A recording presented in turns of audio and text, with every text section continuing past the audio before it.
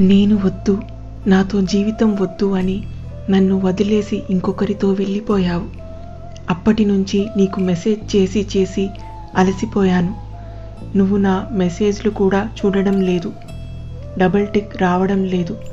కనీసం నువ్వైనా నాకు మెసేజ్ చేయవు. కనీసం నన్ను ఎందుకు వదిలేశావో, ఎందుకు బ్లాక్ చేసావో కూడా చెప్పడం లేదు. నేను నీకు ఏం చేశానని నాకు ఈ శిక్ష? చెప్పురా ప్లీజ్. బంధం తెగిపోయినప్పుడు వద్దు అనుకునేవారు బానే ఉంటారు, కానీ బంధం నిలబడాలని కోరుకునేవారు మాత్రం తట్టుకోలేరు.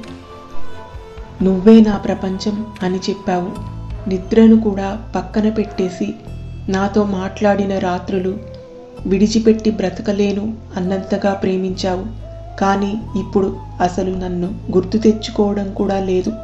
అంతలా మారిపోయావు, మర్చిపోయావు. ఎందుకు?